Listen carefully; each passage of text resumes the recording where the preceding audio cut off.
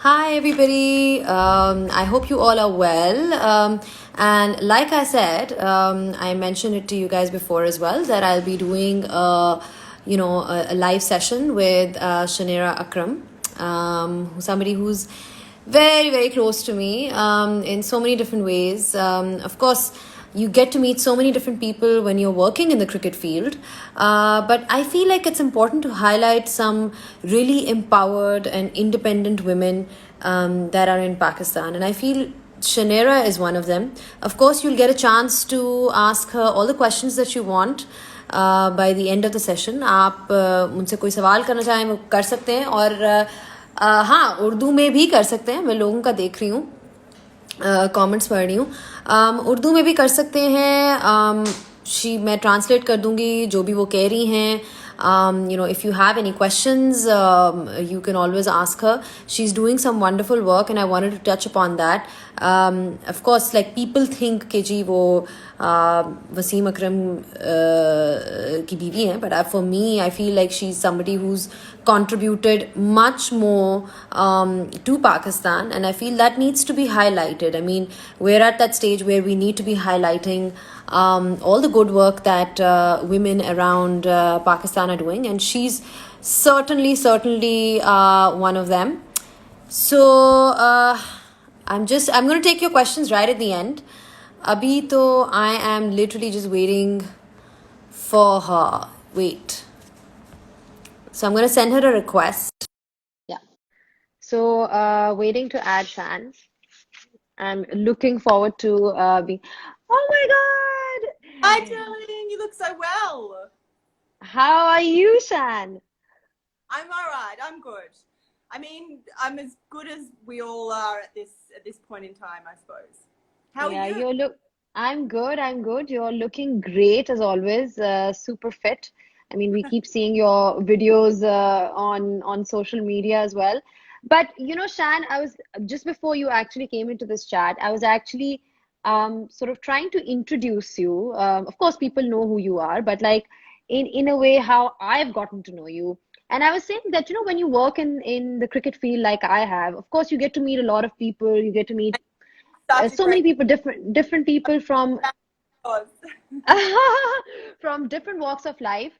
But guys, I want to tell you that when I met Shanera, of course it was through Waz because we worked together and everything.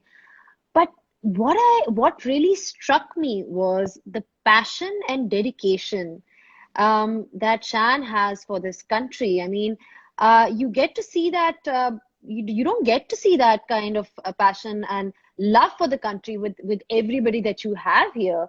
And my admiration has only grown for Shanera because of the kind of work that she's done. And we'll be talking about that. Of course, I want to talk about all the projects that you've been involved in. But I feel like, when you are in a position of influence, Shan, it's important that we use this position of influence in the most positive way possible. And I've seen you do that time and again. You've used your voice for issues that are relevant to Pakistanis, to our society.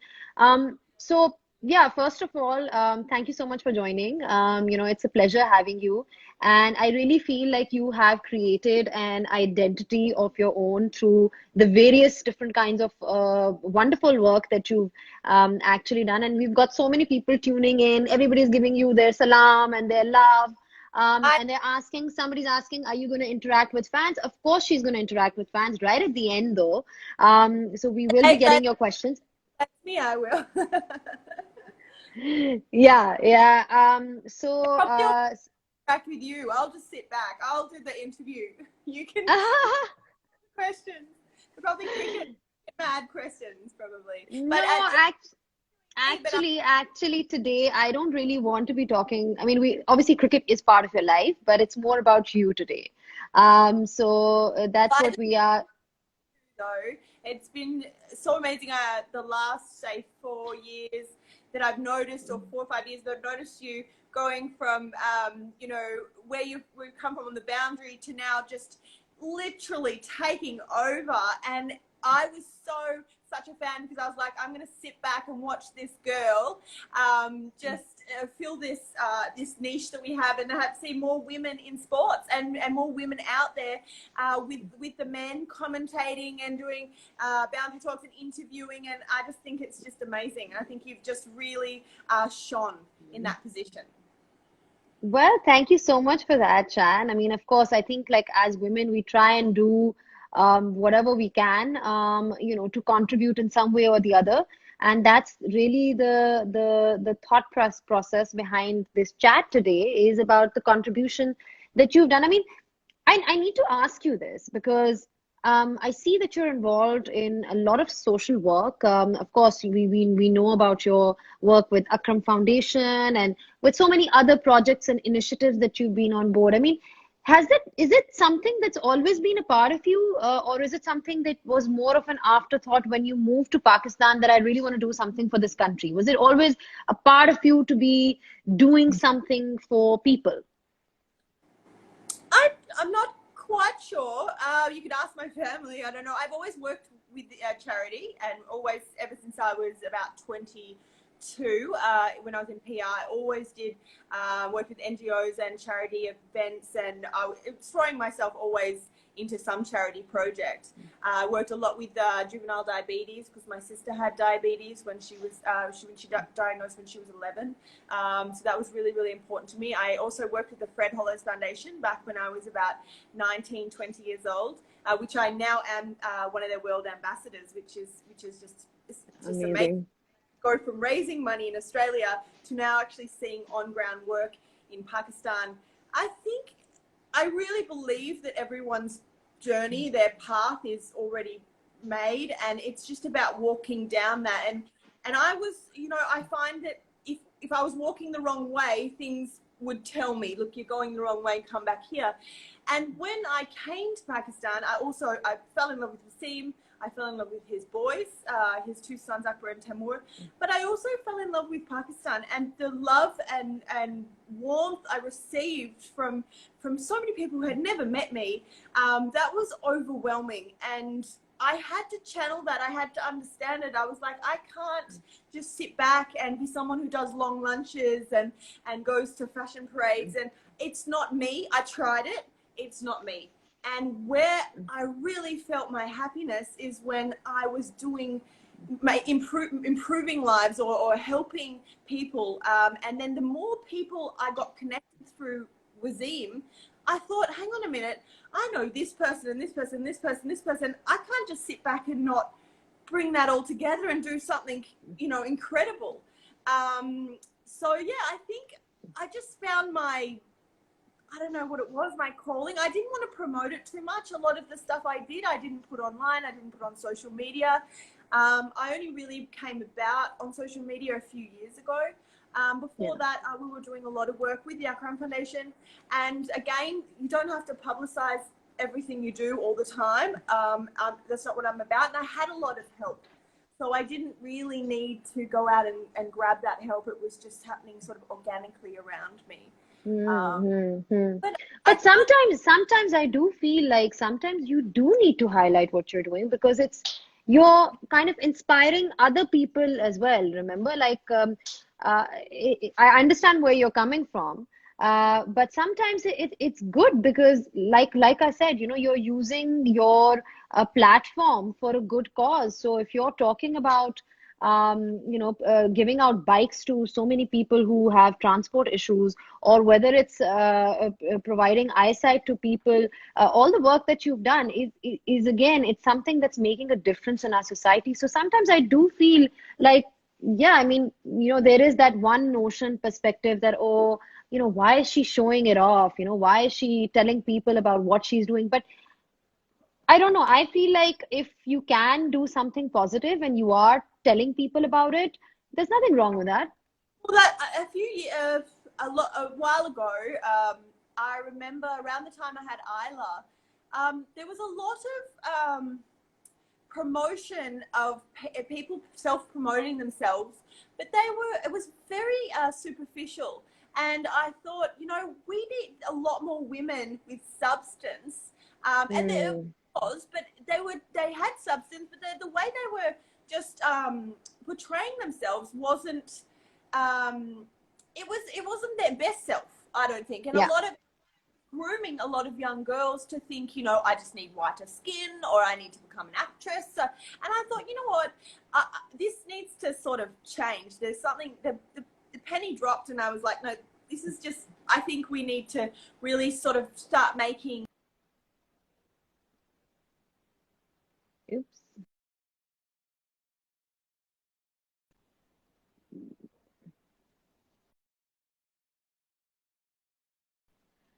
I don't know. I think I've lost Shanera for a bit. Hopefully she does return. Uh, there's a bit of a lag.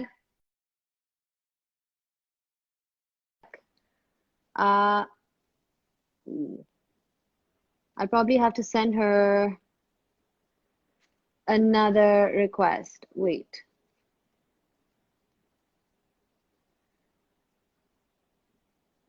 Shan, I'm still kind of waiting for you to come back.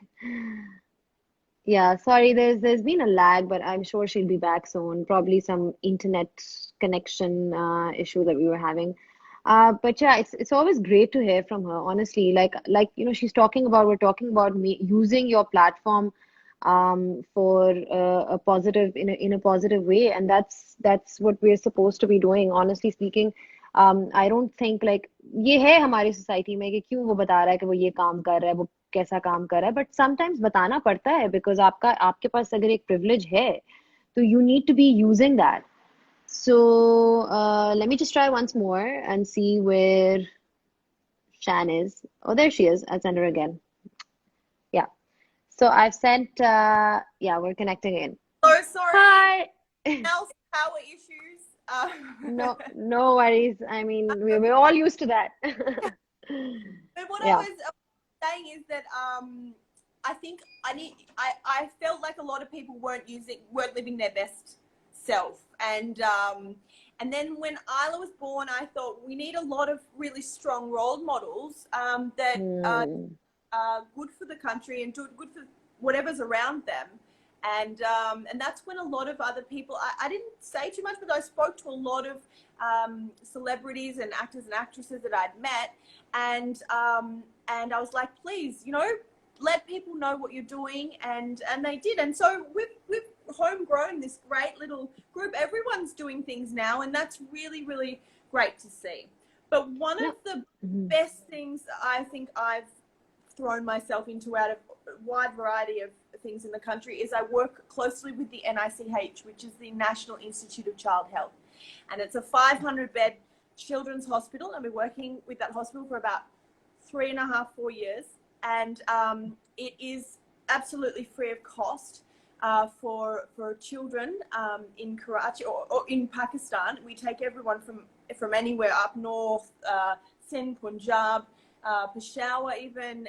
There's children coming from all over, and we are always looking for donations and people helping, volunteering. So we've set up volunteer programs and first aid programs, and it's just I can't even begin to think of our country without a hospital like that.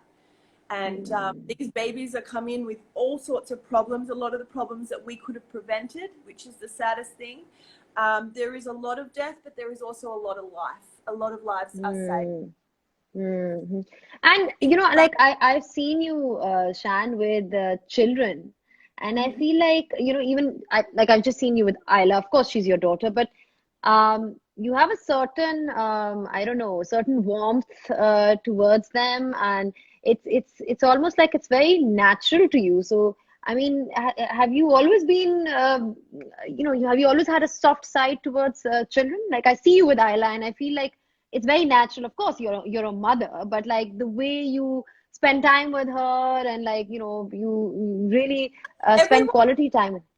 everyone's got it. I believe that most women we have that maternal side. It's just about tapping into it or not. I mean, you can be a very busy woman working. You might want a career, or you might want to do all that. I don't think there's anyone out there that doesn't love children. Like, come on, it's they're just amazing little humans, and they're like sponges, and they're great, and they look up to us. And some of these kids that are in the hospital, some of them don't have parents, some of them also are very, very sick, and they look up to us as adults to help them. And they need love, they need to be well, they need to be clean, and that's all children need to do to really be happy.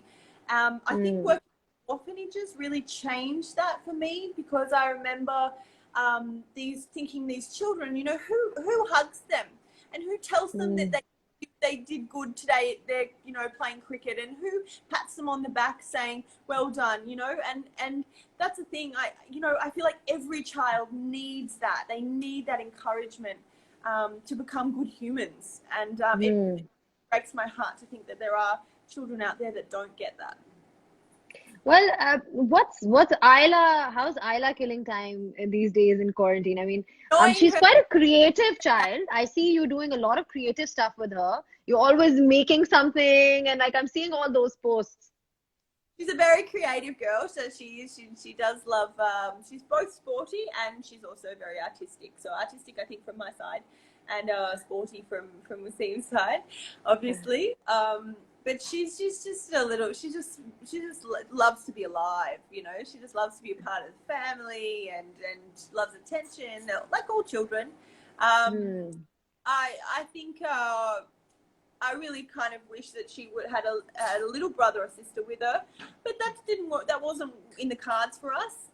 But she had brothers, which is amazing, and she loves them so much. And we have one of them here. Akbar is here, and he's together a lot. But back for I wanted to touch base with you. Charity, the best charity that anyone can do right now is to stay home and keep social distancing.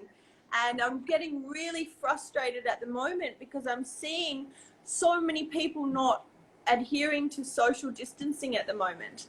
And it's really concerning me, because we've got to rebuild this country, and we need to do it with casualties. We need to do it with to help our businesses, and we just need to lock down and stay locked down for another 3-4 weeks so that we can get past this. But if we don't you're talking about this issue, and that's the reason why I was asking, what is Ayla doing? What are you up to with her? Because I see a lot of mothers are kind of like right now struggling, and they're like, when is school going to open? When can the kids go back to school? Because they are spending time and trying to entertain their children. So, what would you say to such parents? Yeah, but that's no reason to break any kind of protocol. In fact, anyone who's out there breaking social distancing right now, you are mocking people who are doing the right thing and staying home. My girlfriend came to Pakistan to visit, and unfortunately the day she was leaving, there was a lockdown and she couldn't leave, and she's been here about 7 weeks. I also have amazing friends who own restaurants and businesses who can't open their businesses because of what's happening. Now, the more people are out there, the more my friend won't be able to go home. The more people are out there, the more my friends will lose their businesses. The more people are out there, the more people in this country are going to lose their lives and their loved ones. And that's not on for me. Like, it really is starting to upset me a little bit, because everyone is trying to do the right thing, yet I'm seeing teenagers playing basketball with other teenagers. Now, look, that's great. In a few months, amazing. You want to walk out in the street, go for walks. If you want to play with kids, bike riding, everything, that's how life is meant to be. But unfortunately, right now, we are all a team, and we're all in this boat together, and we need to keep it afloat. I see a comment from one of my mom friends, by the way. She's tuned in, and she goes, Shanira, I absolutely love the fact that you have raised awareness on child abuse. And by the way, she also has a young daughter. She's probably Isla's age. So that's one of the topics, by the way. You talk about child abuse. It's a very prevalent thing within our country, within, you keep reading all the horrific things. And it just makes you think about what kind of insensitive human beings we are surrounded by. I mean, these are children. They are innocent children. I mean, we I can't as get my head. I mean, I work closely with Freya Altaf, who has set up a domestic and child sex abuse group, and we work together for the betterment of children. We work with a lot of organisations trying to create awareness. I think awareness is our first step with child sexual abuse. Understanding that, you know, it can happen in the home, it can happen with people you love. You have to listen to your children. It is very, very important. And to develop a very strong connection with your child. But a lot of the time when it's happening at home, it's happened to the parents, or it's a bit of a chain reaction. Look, it's not just Pakistan, it's everywhere in the world. And there are just some systems that we need to follow here. And that's what we're all working on right now. Like 3-4 years ago, this couldn't even be a topic on social media. People didn't want to know. Now we are breaking ground. People like mothers and fathers are coming out talking about it. Children are telling their parents. Hopefully, you know, if we're saving just a few lives by doing that at the moment, then we're winning already. So bit of a long process, but we're going to get there. And there are people fighting for you. And to all the children or mothers out there, listen to your children. Please know where they are every second of the day. That might sound exhausting, but if you're not up for it, don't have children. Do you know what I mean? You need to know where children are. You need to know that they're safe, that they are okay, that they will talk to you if they need to, that they can trust you, that they feel safe. Wherever a child is, they need to feel safe. And it is no one's fault that this happens. You just have to protect your children from these monsters out there. Yeah, absolutely. Great message over there. And you're right. You know, your child is your responsibility at the end of the day. And you have to, like you said, you know, you can't underestimate the children either. They're quite smart. So if they are trying to tell you something, you have to listen to what they're saying. By behavioral issues, like your child will act differently. Your child will become introverted. Your child will start to act up. Your child will break the norm of what they're normally like. And there are so many signs. You can read about it. If you're watching this right now, you can definitely go on Google and read up on what the signs are. If your child, it's your job as a parent to protect your children. It is that is the number one job. Anything else, it's just life.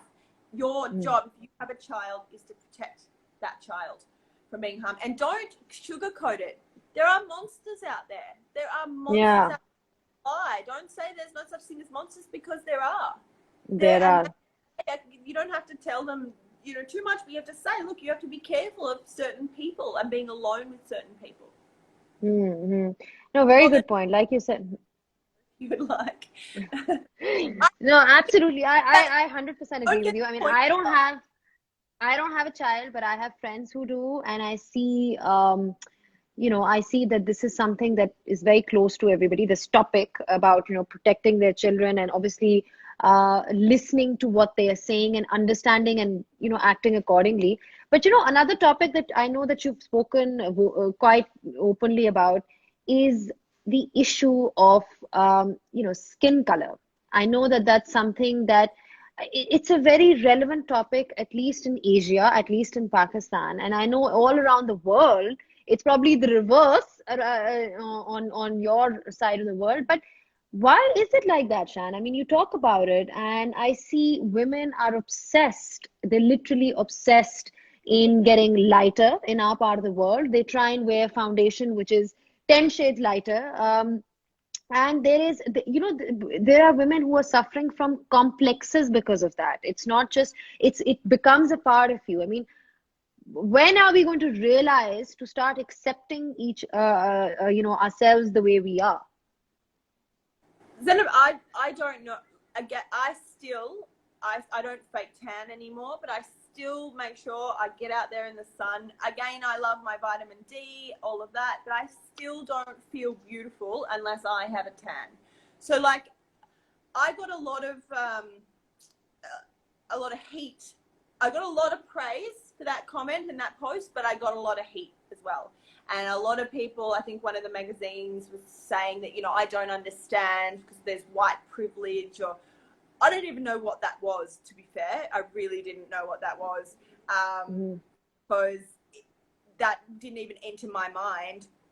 What I was saying is that people in my country, or from where I'm from, have struggled as well to make themselves, they've put poisons on their skin, they've bleached their skin, they've stained their skin, they've been in solariums to the point they've got cancer because they've been cooking their skin to look brown. They have injections to get browner. You know, like, they go through awful stuff, the same as people from Pakistan to be whiter.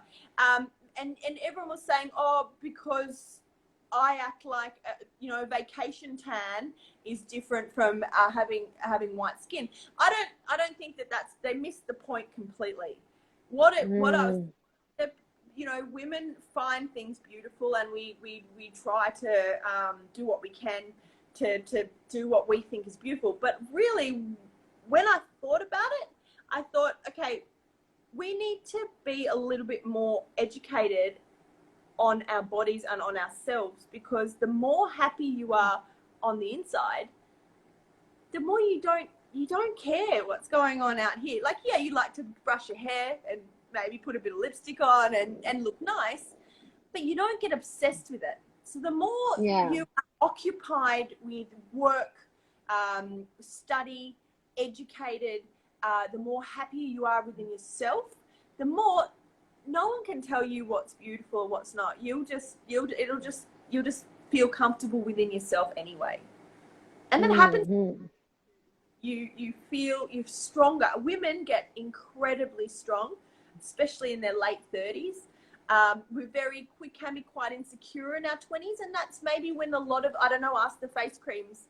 That's maybe they sell the demographic is probably from 15 to 30 before, during marriage. But around 35, 40, you don't care. You are the strongest and best version of yourself. And to all the women who are younger than me out there, you have got so much to look forward to, because the best is yet to come. It's insane. It's like someone gave you some kind of confidence, self-loving happiness pill, and you wake up going, you know what, I'm me. I can't change it. My legs longer, they're short. I don't care. I'm going to make that work for me. So yeah. But that kind of wisdom, is that something that comes with age and experience in life, would you say? I think so, but like I said, it comes with education. It comes with family. Your family tells you how beautiful you are, how amazing you are, how smart you are, how talented you are, how sporty you are, how, you know, just it gives you so much encouragement that you grow up. You're not looking at the next person. You're not saying, I want to be like that, or I want to be like that. You're happy within yourself. So maybe more parents, a bit more praise.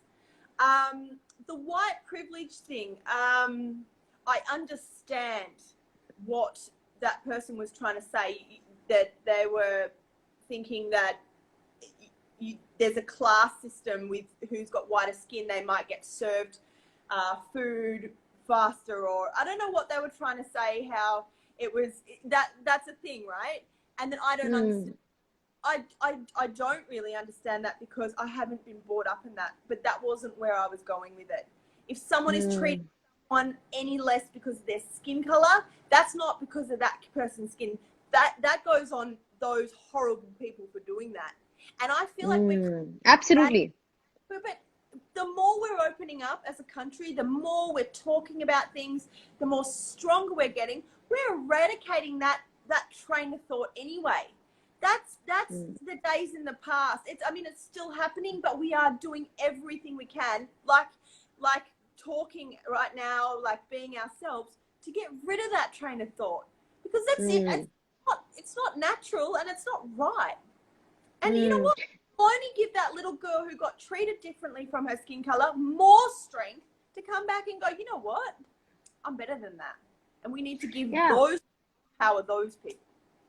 Absolutely. And like you said, communicating about these things will only reiterate the point. I do feel like you said, I mean, if you compare maybe 20, 30 years back, these issues, these topics were not even being discussed. These problems were very much prevalent even back then. But it's Yeah, just that you're talking about changing mentalities of people, and that is a gradual process, right? You're talking about changing their mentality, looking that's and right. like you said, that the All person who is treating somebody differently because of their skin color, that means the problem is with them, right? them, The problem is, yeah, the way we look. I mean, yeah. we can't, as long as you're healthy, you're getting enough sun, and you're doing that. uh, there's nothing wrong with anybody. That's the people Hmm. that are making someone feel different or lower because of the way that they look. That's their Hmm. insecurities, man. Not Hmm. ours. And Hmm. I can't change the past, guys. I can't. I can only help with the future. And there has been a lot of discrimination in my own country because of race, because of religion. There's been that through the past, but we've got through that tough time, and we're now all together, and we're integrated, and we're tolerant, and we're understanding of each other. In fact, now the more different you look, the more incredible it is. In Australia, if you're Hmm. people that look all the same, if they're hairstyle, they're all got the same kind of fake tan thing going. It's the one that comes in with the personality, or someone who comes in with the strength, or the education, or something to talk about, the substance. Now that is Hmm. attractive. No one can take that away from you.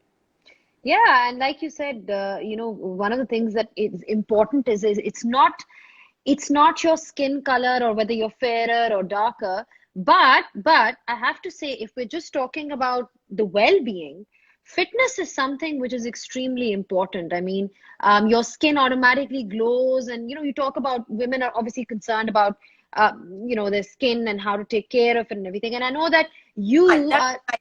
Every woman wants to take care of their skin and feel good and have a glow. That's great. The color Hmm, part, not. But I thought, if we empower the generation now, if we empower all them, they're only going to get older, and then have a younger generation raise them. It's going to be yeah. incredible. So we empower. Hmm. Let's forget all the aunties that are saying, "Oh no, she's got darker skin," or whatever. Let's focus on the youth, and tell them, "Hey, you're fine. There's nothing, Hmm. you know." Yeah, yeah, Well, growing up. stop. But uh, yeah, so because we're touching, obviously spoken about how it's important to keep yourself fit, and I know that you're a great role model with regards to that, and not just in quarantine, consistently. Like I'm I've married. seen that with. I think I have. No, I do love exercising, but I'll tell you why. I'll tell you a secret, and 200 or 300 other people that are listening. I have always probably not so much anxiety, but I've had yeah, probably, and it's a form of anxiety. I think everyone has a bit of anxiety, and Yeah, especially or these days. Yeah. yeah, some people have anxiety that's caused from something, but maybe in their childhood, or post-traumatic stress. There are some people that just feel anxious, and then there's levels of that. But then there's also some people with proper problems that do need medication. I understand that. I'm not saying that. I'm saying, as a young girl, I would have had a bit of anxiety, and I felt, when I exercised, it was like kryptonite to my anxiety. When I felt strong, when I felt fit, when I felt healthy, nothing could break me down. The serotonin was moving, endorphins were happening. You're a happier person when you are exercising, and when you're using your body for what it's meant to be used for, like walking or swimming or running, or however you feel. You feel incredible, and Hmm. not, you don't feel that great. Your mind starts racing, and so anyone who has any kind of anxiety, I am 100% for the physical activity. Go for it. I think every human being needs to be doing at least an hour cardio a day, and if you're not, you need to start, because it is healthier for you. It helps you sweat out all the toxins.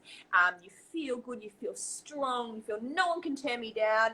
Raring for the day. Exercise in the morning is just the best as well. Yeah, absolutely. I'm a huge advocate of working out as well because I, like you said, I mean, it's not just about your physical well-being. Of course, you look great or whatever, you lose weight, but it's Yeah. also about the mental side of it, the mental well-being, the fact that it really makes you feel like you're raring to go. But I mean, I know that we have, so many people who are listening. Somebody's actually, one of my friends is saying even reading helps one unwind. I mean, I guess to each their own. There's so many different things that help people. That's what you're reading. Like if you're reading a phone and stuff on your phone, like, or you're reading a book, it really depends where you're It going. depends on. I think too much reading is healthy for you. I do. I didn't let my read too much because I didn't want them to take themselves out of reality. I wanted them to be more in reality. And a lot of the time, those fantasy books and everything that they read, they can really go into the character. So everything, I think that's really important. But number one, your unwinding is exercise. And if you get that done in the morning, you're a happier, healthier person throughout the day. No one likes getting to the exercise, but when you when you do it, when you get there, you're like, oh, thank God I did that. That is Yeah. You feel really positive. But lots of questions on your normal workout routine. Is there anything particular you do? Are you doing circuit training? Are you doing weights? What are you doing these days, Shan? Come on, spill the beans. I think my walking is my number one. I love it. I love getting some fresh air. I love walking fast enough to get my heart rate up. Sometimes a bit of a jog is good. At the moment, it's quite hot, so I can understand jogging might be a bit hard, but definitely get yourself out there walking for a good hour. There's just nothing better. It's just it does not too hard on your legs or your body either, so you can go at your own pace. That's probably my number one. I am doing the Chris Hemsworth squat challenge, which I've been doing about 31 days, and I don't see a difference just yet. But that's great. So you can go on Chris Hemsworth. I'm gonna try it. I'm gonna try it for sure. Cool. Yeah, it's really cool. I've maintained a steady level. I need to go up a bit. How many squats are we looking at per day? Does it increase or 5 and goes up to about 150? Oh my God. That sounds tough. But you'll love it. You should do it. Yeah. No, I would. Yep. Sorry. Yeah, I was just saying that, apart from the fact that fitness has been one of the things that we've seen, of course, you can say that you're all, you're married to a cricketer, whatever, but the other component that's important of general well-being is your diet. I know that Waz said to me that he's turned pescatarian. Are you also following that? Are you guys on the same, same sort of diet? So well, I've noticed so many changes within him since he gave up meat. I have not eaten any meat, any beef or chicken or mutton or anything for about nearly 4 years, I think, maybe. Wow. Yeah, and that is incredible. And I know Aussies love their meat, by the way. They love their so yeah. That's slowly changing, though. That's slowly changing. The more people are aware of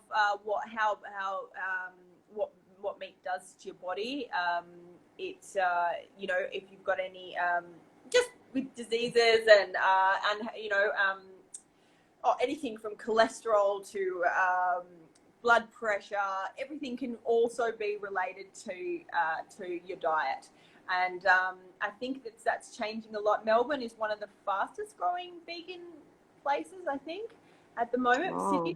And which is really, really good. I also don't eat dairy, so I haven't eaten eggs or milk or cream or anything like No this. wonder you look so good, Shan. There's a reason why you have to pay the price for looking that way. I mean, it doesn't come easy, does it? but I mean, I still can eat like, you know, carbs and bread and stuff like that. But I don't feel as guilty anymore. And plus, you know, I just don't. I just think I feel for the animals. I feel for the way they're treated.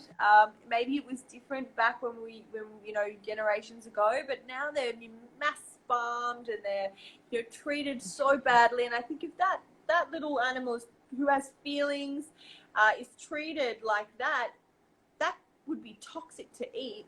And I can't get my head around it. And I was like, this can't be right. It can't be right. So. So yeah, but I mean, I hope I get this kind of willpower one day, because it is something which I've actively thought about, but it's just that I haven't had the chance to really get down to it and get going. a lot of people have asked me, how the Pakistani food is so good. How do you give up the meat? And I said to them, well, I realized once when I was in the kitchen, my someone was cooking, I think it was keema or something, and I was like, that smells so good, right? I really wish I want some of that. And I realized, you know, it's not the meat I'm smelling. It's the amazing spices that we use, and the ginger and the garam masalas and the garlic and the tomato. Like, Yeah. it's all stuff I'm smelling. I'm not smelling the meat. So you just Mm. the meat away and put something with that consistency, like maybe Yeah. aubergine or tofu or aloo or something in there that can fill you up, and you do all the same gravy. What are some of your favorite ingredients that you're, using, that you always use? I mean, I'm talking about vegetables or something that you regularly have. Like I see a lot of greens in all your feeds. You're having lots of vegetables. I'm seeing Yeah. some amazing breakfast. I mean, Well, before quarantine, I'm seeing all the pictures. if you take away the meat, you're absorbing all of these nutrients. So anything you eat is just being totally absorbed into your body, and you're getting the benefit of all these green or purple or yellow or whatever color vegetables you're eating. But my absolute love of my life would have to be like mashki dal or Oh, I love it too. oh, I can't say no to that.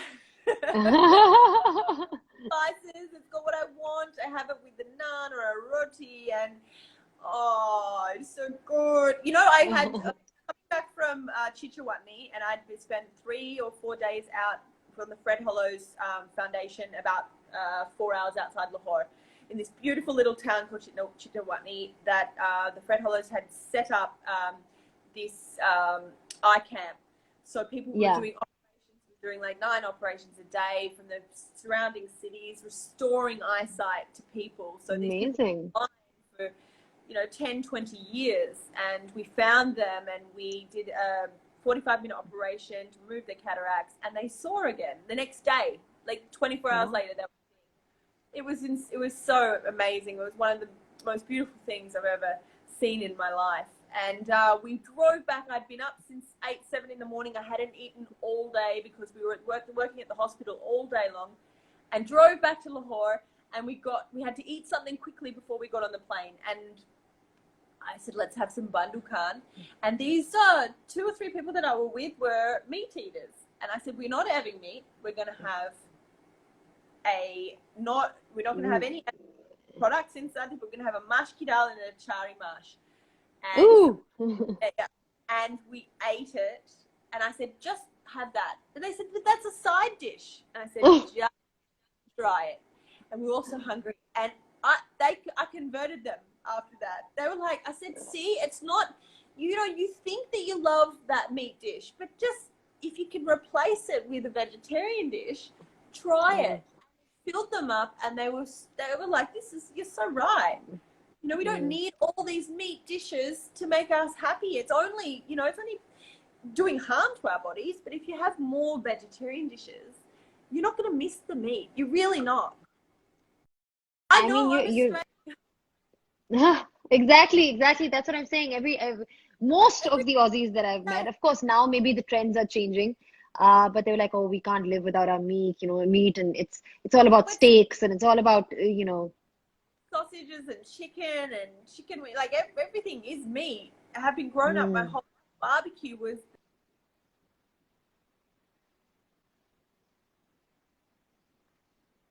Okay, I think we might have lost her again.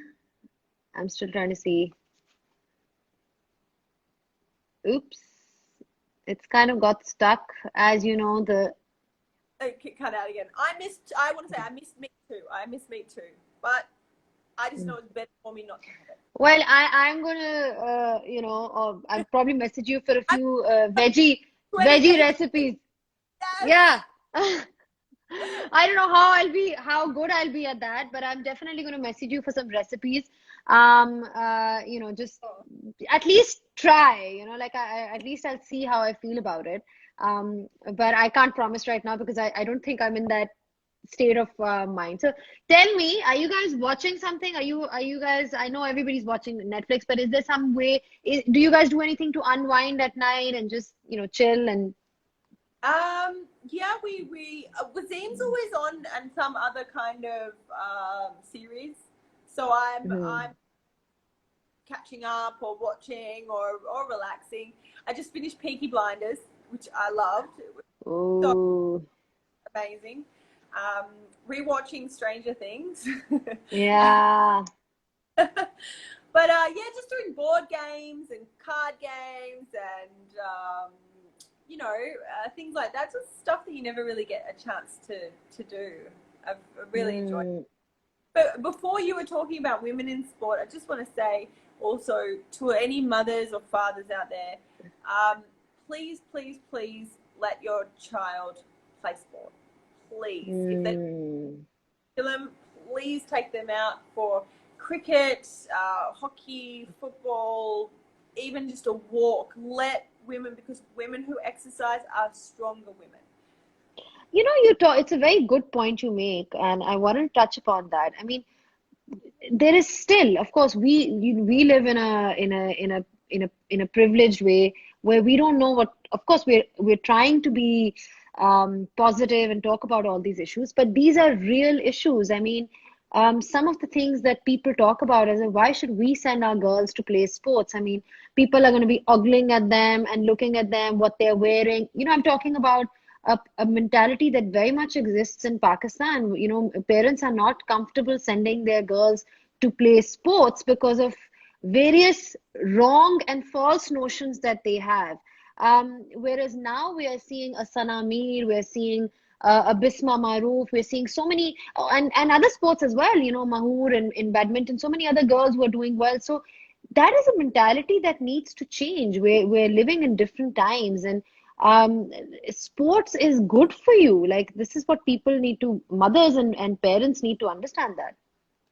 Exactly right. And the more girls that are out there, the more they're in a pack, and no one's going to be Googling or Googling or whatever it is at them, because they're going to be all together. And the more women are out there, the less you see of it. When you see one girl out there, of course, people are going to, stare. You see a pack of them, they're probably going to be intimidated, But I mean, we've got a country, 200 million. People stare. People are going to stare. You know what? A fit, strong, healthy woman, it's not going to matter. What? Yeah. One guy stare at her anyway if she's walking to this, to school or down the street or everything like that. We need to sort of let those people think that that's wrong. We need to waste our time, spend our time making sure those guys think that this is wrong, rather than women in sport. That's not wrong. Because if the world's doing it, right, there can't be anything wrong with that, right? Does Isla have an inclination towards any sports at all? I mean, she's too young at this point of time, but does she like playing something in particular? She loves swimming, she loves running, but she will be doing every single bit of sport I can put her in. If I have to drive her to the country for something until she finds something she loves, then she'll be. So I didn't think my parents pushed me enough to play sport, so which made me feel very insecure. So later on in life, I was a little bit more scared of the ball, and I was more a single. I liked running, and I was a swimmer, so I did sports that couldn't hurt anyone else. But but you know, I think if you push children at an early age, then they'll be quite sports savvy by the time they're, you know, in their teenage years, and I think that's really important to go out there and be able to kick a football or play some cricket with buddies. I think that's great. Like it's like superpower, really, isn't it? Hmm. So Shan, I've got this segment, small little segment. It's called Yorkers, and it's you know, something that your husband was very great at. But this is going to be a paper version of that. So it's pretty much like, you know, I'll ask you quick questions and you have to answer, like the rapid fire round that you get to see everywhere. So who was your first crush? Oh, like movie star? Yeah, I mean somebody who everybody's we wouldn't, yeah, somebody who people are aware of. Oh. This is so. I had a crush on that Home Alone kid, Macaulay Culkin. Oh, When I was about 6 or 7 or 8, I don't know. I thought he was great. Maybe I was older, 10. After that, it was like Patrick Swayze. oh, okay. Cool. Johnny Depp, Leonardo DiCaprio, all those kinds of guys that have been in the films for so long. Yeah, But we all love, you know, Leo and Johnny Depp. I mean, these are names that I guess they feature in everybody's list, to be honest. One thing that you do that, you know, Vaz absolutely dislikes about you. I mean, we know there's a lot of love, but I'm sure there are certain annoying habits as well. so many. I can. What's one thing you told me today? Oh, I ask why a lot. Oh, My private investigator, so he and an ex-policeman, so he used to always want to get to the bottom of the story. So I naturally ask why, but why? Planning the information in my head, and I'll later recall that information. And I learn a lot by watching and observing. So I would watch things, I observe it. Especially in Pakistan, I've watched Wasim and how he handles things and the way he talks, and I take that on board. And then later on, I ask, why did you do that, or why did you do that?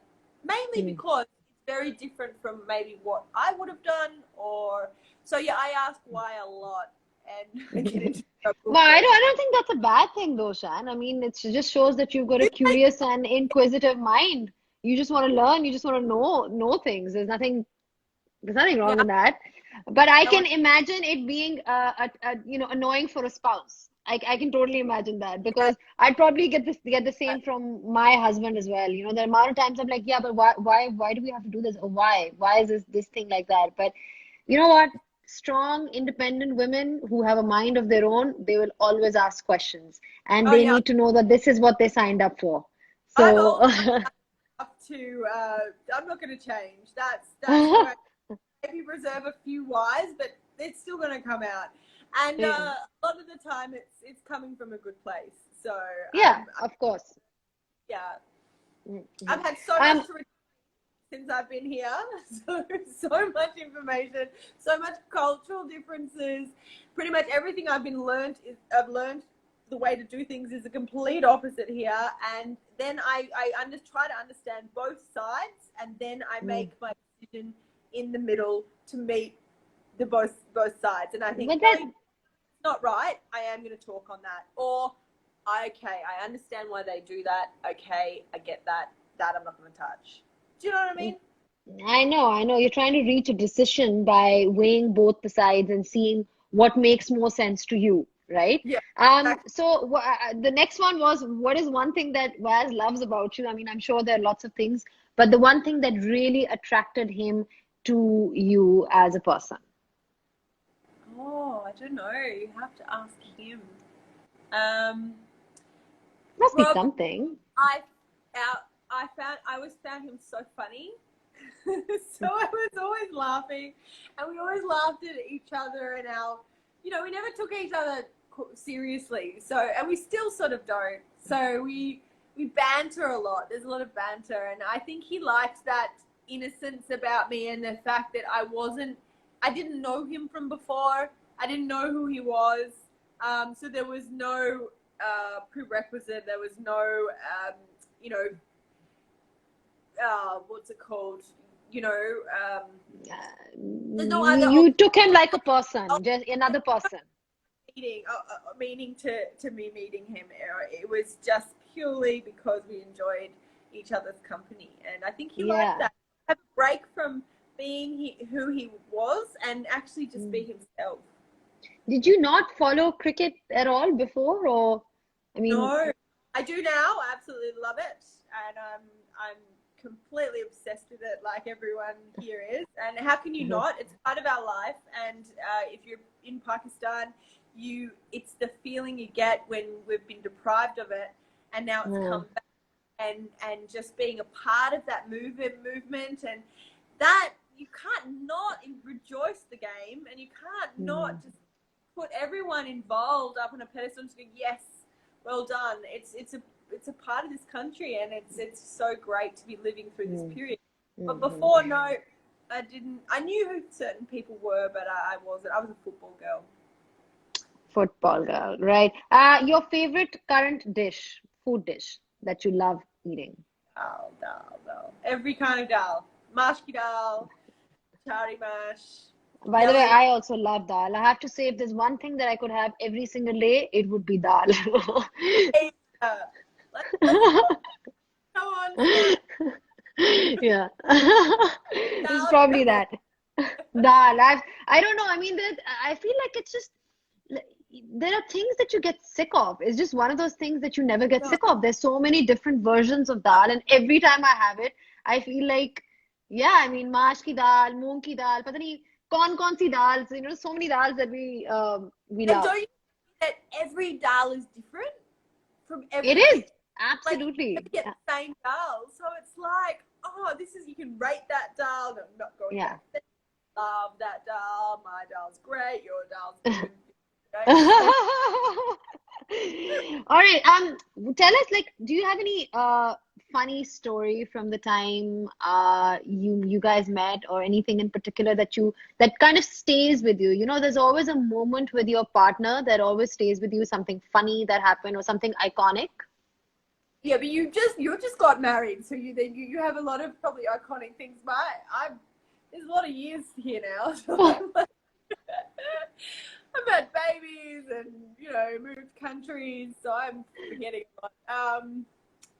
Let me see. Can you narrow it down to something like with travel or food or anything? I mean, anything funny that happened with you guys, if you were on tour or in Australia, I don't know. Like, life is all about experiences, and there's so many things that you experience. There's so many moments that are kind of funny and they stay with you. We can move on to the next one while you think about this one. I'll think about it. Because there's so many. So I know. I understand. One probably without it becoming like some kind of headline. Yeah. Ask the audience if there's anything they want to know about something funny. They will be asking. I've already got like 40 questions in my inbox, so I will be reading a few at the end. One word to describe Shoaib Akhtar.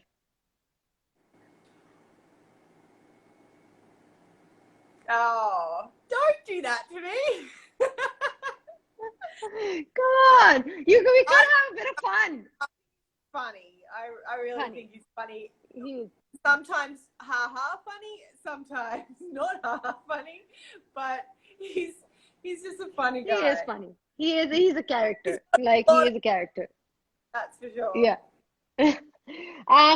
Mahira Khan. I think she's beautiful. I really do. Yeah. I think she's beautiful inside and out, and I think that's why she's doing so well, because she is both good inside and outside. Yeah. George Fulton. Oh, bestie. Yeah, he definitely. I think you guys have like friendship goals. My cousin and I were pretty much born like 6 months apart. I never had a brother, so we grew up together. And my cousin these days is very busy. He's got a big family under the age of 5 or something, like 100 kids under the 5 or whatever. I never get to see him, but George, he just looks like my cousin, acts like him, and I think I just have that love for him. So yeah, Yeah. it's brother sister kind of love, and I like that. Yeah, I know. We can totally, like, whenever I've seen you guys together, it's always very genuine. It comes across as very genuine. The most embarrassing moment of your life. Oh, I've had millions. I have had millions. Oh, and I'm not the most coordinated person either. So I used to fall down or trip over something. Or, Oh, so I you were always like clumsy? Is that the word? I just never really took myself seriously. So I mean, I've had a lot of embarrassing moments. I think I remember once I was walking down the street, I was trying to show off, waving to these cool girls when I was younger, and I was like trying to show off, and I walked straight into a stop sign, and knocked myself out completely. I remember Myra Khan and I were on a flight to India. I think she was working on a movie with Shah Rukh Khan, and I was going to meet Wasim. And I lifted up we just met first time when we were like, hey, and like getting on and everything like that. And I picked up the tray and I said, does this work? I thought it was the television, the iPad. Yeah. No, this doesn't work.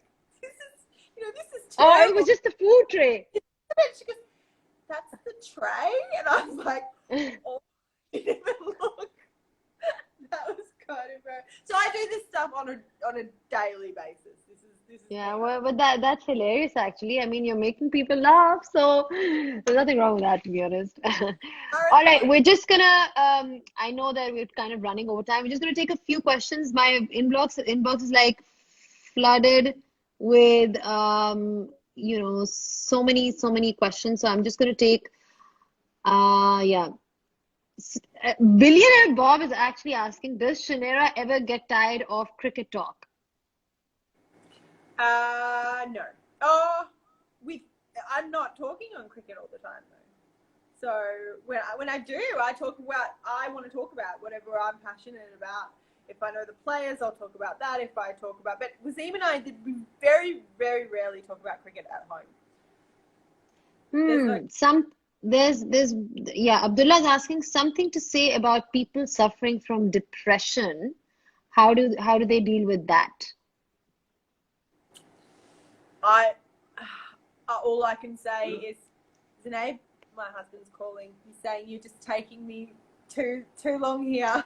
1 minute? Yeah, better.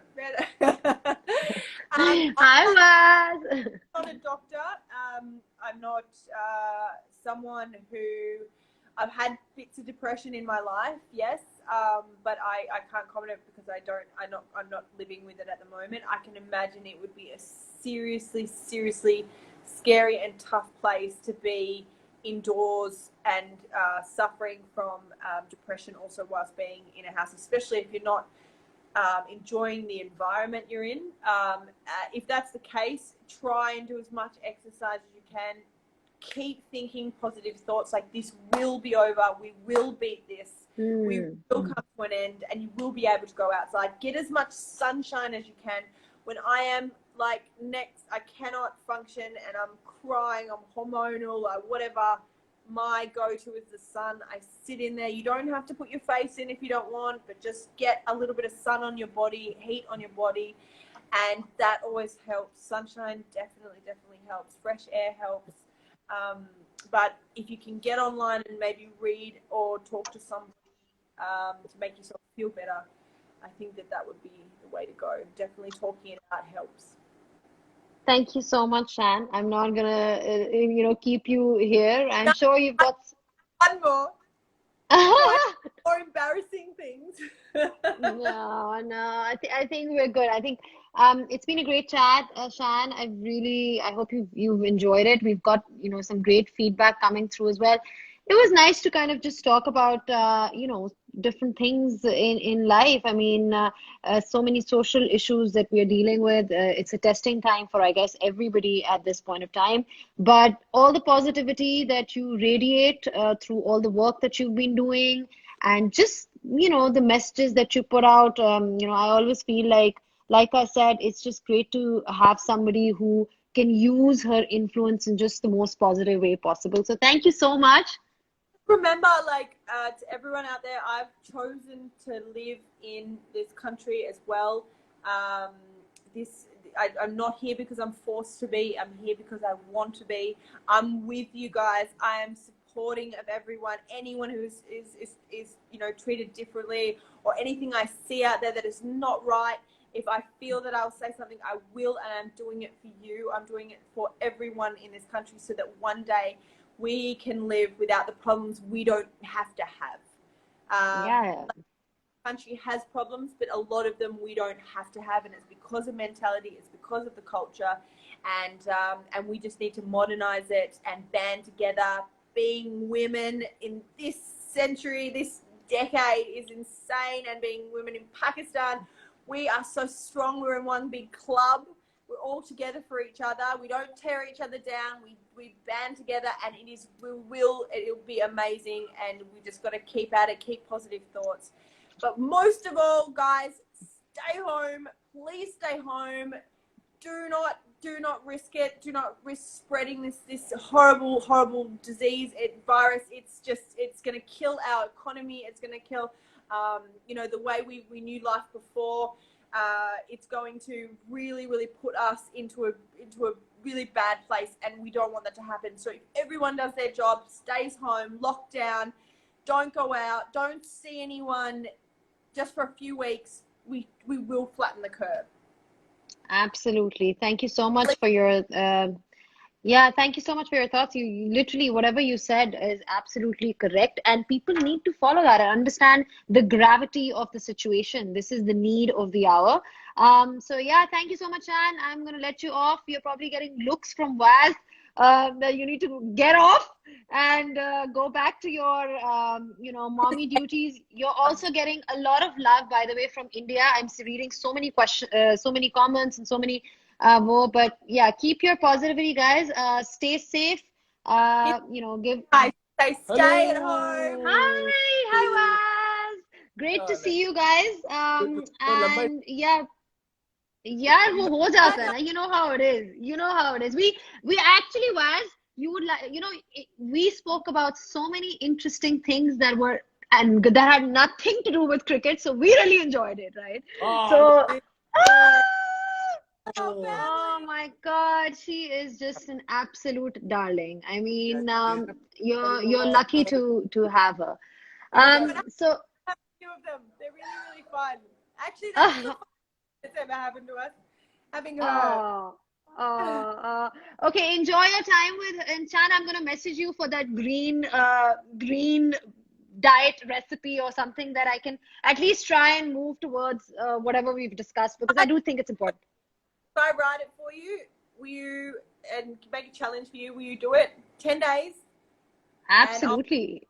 And I promise you after that, you're not going to even miss meat, and you'll save some animals during it. Look, anything that's positive and good, I always at least try and attempt it. So I can assure you that I will do it. I will do it. Okay. Love to the family. Love to all of you. Take care.